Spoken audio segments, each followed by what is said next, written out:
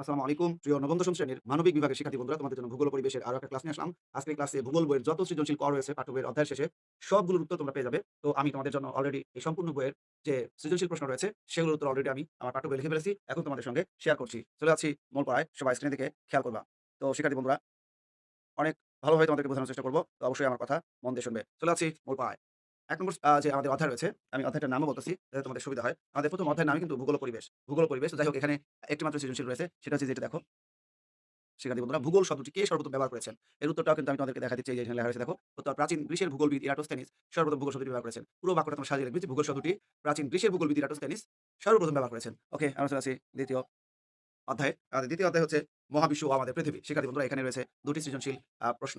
তো এখানে আমি প্রত্যেকটারই সৃজনশীল কগুলো ঠিক করে উত্তর করে দেব। ১ নম্বর প্রশ্ন: চন্দ্র কি? শিক্ষার্থী বন্ধুরা, তোমরা মনে রাখবে চন্দ্র হলো পৃথিবীর একমাত্র উপগ্রহ। চন্দ্র হলো পৃথিবীর একমাত্র উপগ্রহ। এই যে এখানে আন্ডারলাইন করে দিয়েছি, আমি বৃত্ত দিয়ে দেই অন্তত যাতে তোমাদের বুঝতে সুবিধা হয়। তাহলে চন্দ্র হলো পৃথিবীর একমাত্র উপগ্রহ। আমাদের দ্বিতীয় প্রশ্ন হচ্ছে যেটা, উত্তর গোলার্ধে বড়দিন কোনটি? শিক্ষার্থী বন্ধুরা, উত্তর গোলার্ধের বড়দিন হচ্ছে এই যেটা আমি দেখা দিচ্ছি ২১শে জুন। ২১শে জুন হলো উত্তর গোলার্ধে বড়দিন। এরপরে দেখো, এখন আমরা পড়ব হচ্ছে তৃতীয় অধ্যায় মানচিত্র পঠন ও এর ব্যবহার। যাই হোক, এখানে রয়েছে ২ টি সৃজনশীল প্রশ্ন। ১ নম্বরে রয়েছে স্থানীয় সময় কাকে বলে? তোমরা একটু উত্তরটা খেয়াল করো, তারপরে আমি তোমাদেরকে শোনায় দিই। আচ্ছা, আকাশে সূর্যের অবস্থান থেকে যে সময় স্থির করা হয় তাকে স্থানীয় সময় বলে। আবারও বলছি, আকাশে সূর্যের অবস্থান থেকে যে সময় স্থির করা হয় তাকে স্থানীয় সময় বলে। দ্বিতীয় প্রশ্ন: জিআইএস এর পূর্ণরূপ কি? শিক্ষার্থী বন্ধুরা, এর উত্তরটা হলো geographical information system. Geographical information system. আমরা পরের অধ্যায়ে চলে যাচ্ছি। পরের অধ্যায়টা হচ্ছে ৪র্থ অধ্যায় পৃথিবীর অভ্যন্তরীণ ও বাহ্যিক গঠন। এখানেও কিন্তু রয়েছে ২ টি সৃজনশীল প্রশ্ন। নদী উপত্যকা কাকে বলে? যে খাতের মধ্য দিয়ে নদী প্রবাহিত হয়, আবার বলছি যে খাতের মধ্য দিয়ে নদী প্রবাহিত হয় সে খাতকে নদী উপত্যকা বলে। ওকে? পরের প্রশ্ন দেখো, খনিজ কি? কতগুলো মৌলিক উপাদান প্রাকৃতিক উপায়ে মিলিত হয়ে যে যৌগ গঠন করে তাই খনিজ। আবারও বলছি, কতগুলো মৌলিক উপাদান প্রাকৃতিক উপায়ে মিলিত হয়ে যে যৌগ গঠন করে তাই খনিজ। পরের অধ্যায়ে চলে যাচ্ছি। আমাদের এখানে প্রশ্ন রয়েছে হলো ১ম টা, বায়ুমণ্ডল কি? উত্তরটা সবাই জেনে নাও। যে গ্যাসীয় আবরণ পৃথিবীকে বেষ্টন করে আছে, মানে ঘিরে আছে, তাই বায়ুমণ্ডল। আবার বলছি, যে গ্যাসীয় আবরণ পৃথিবীকে বেষ্টন করে আছে তাই বায়ুমণ্ডল। পরের প্রশ্ন, খামশিন কি? শিক্ষার্থী বন্ধুরা, এই প্রশ্নটা কিন্তু অনেক ইম্পোর্টেন্ট, অনেকে এর উত্তরটা জানে না। তো খামশিন হলো উত্তর আফ্রিকা এবং আরব উপদ্বীপে প্রবাহিত এক প্রকার উষ্ণ, শুষ্ক ও ধূলিময় স্থানীয় বায়ু। আবারও বলছি, দেখো সবাই স্ক্রিনের দিকে খেয়াল করো। ওকে, খামশিন হলো উত্তর আফ্রিকা এবং আরব উপদ্বীপে প্রবাহিত এক প্রকার উষ্ণ, শুষ্ক ও ধূলিময় স্থানীয় বায়ু। পরের ধাপে চলে যাই। আমাদের এখানে প্রশ্ন হচ্ছে ২ টা রয়েছে সৃজনশীল। পৃথিবীর গভীরতম খাত কি?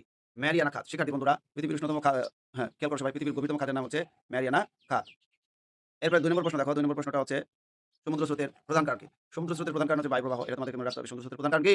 বায়ু প্রবাহ। এটা হচ্ছে বায়ু প্রবাহ। আর এটা হচ্ছে ম্যারিয়ানা খাত। তো এখন তারপরের ধাপে চলে যাই। প্রশ্ন হচ্ছে এখানে রয়েছে,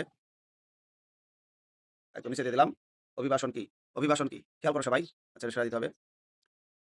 অভিবাসন কি? শিক্ষার্থী বন্ধুরা, মানুষের এক স্থান থেকে অন্য স্থানে স্থায়ী বা অস্থায়ীভাবে বসবাস করার জন্য স্থান পরিবর্তন করাকে অভিবাসন বলে। ঠিক আছে? মানুষের এক স্থান থেকে অন্য স্থানে এই স্থায়ী বা অস্থায়ীভাবে বসবাস করার জন্য স্থান পরিবর্তন করাকে অভিবাসন বলে। আমাদের পরের প্রশ্ন, স্থূল জন্মহার কি?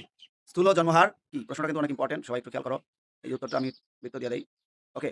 স্থূল জন্মহার হচ্ছে নির্দিষ্ট এলাকায় কোনো বছরে প্রতি হাজারে, মানে ১০০০ এ জন্ম নেওয়া মোট সন্তান সংখ্যা। যেমন ২০১১ সালে আদমশুমারি অনুযায়ী বাংলাদেশের স্থূল জন্মহার ২৭।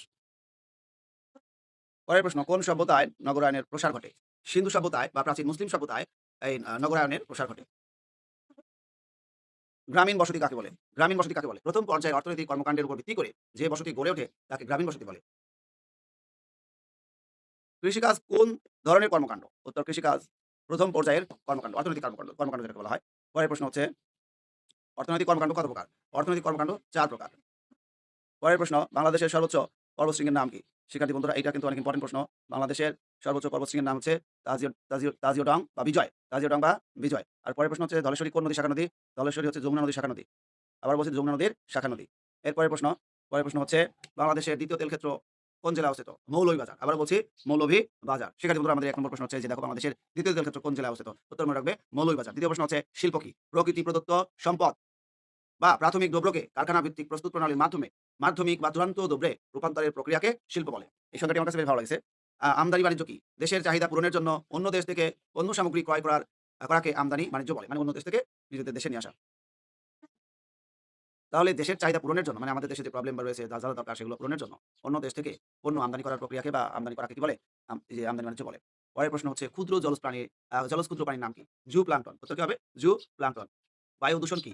এক বা একাধিক দূষক পদার্থ বায়ুতে মিশে যখন বায়ুর উপাদানগুলির ভারসাম্য নষ্ট করে এবং এতে জীবজগৎ ক্ষতিগ্রস্ত হয়, তখন তাকে বায়ু দূষণ বলে। পরের প্রশ্ন, আচ্ছা, নদী ভাঙন কি ধরনের দুর্যোগ? নদী ভাঙন এক ধরনের মারাত্মক প্রাকৃতিক দুর্যোগ। দ্বিতীয় প্রশ্ন হচ্ছে বিপর্যয় কি? বিপর্যয় হলো এমন একটি আকস্মিক ও মারাত্মক ঘটনা যা সমাজের স্বাভাবিক জীবনযাত্রাকে পুরোপুরিভাবে ওলটপালট করে দেয় এবং ব্যাপক জীবনহানি, সম্পদ ধ্বংস ও পরিবেশগত ক্ষতি সাধন করে। পরের প্রশ্ন মানে এটা লাস্ট প্রশ্ন। জলবায়ু কার্যক্রম কি? জলবায়ু কার্যক্রম হলো জলবায়ু পরিবর্তনের ক্ষতিকর প্রভাব মোকাবেলা এবং বৈশ্বিক উষ্ণতা রোধে গৃহীত সব ধরনের জরুরি পদক্ষেপ। তো প্রিয় শিক্ষার্থী বন্ধুরা, আমি তোমাদের জন্য অনেক কষ্ট করে কিন্তু এই পড়াগুলো তৈরি করেছি।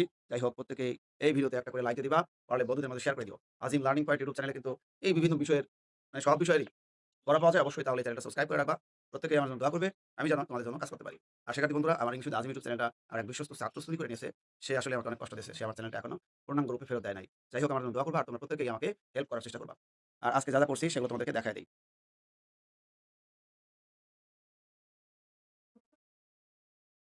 আচ্ছা, আমি কাটিয়ে দিচ্ছি। ছবি কেটে দেই। তো এই যে এখানে পড়া আছে। আমি আবারও দেখায় দিচ্ছি জাস্ট তোমাদের সুবিধার্থে। যাতে তোমাদের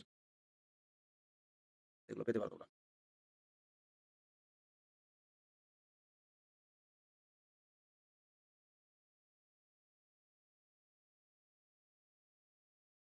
আল্লাহ হাফেজ।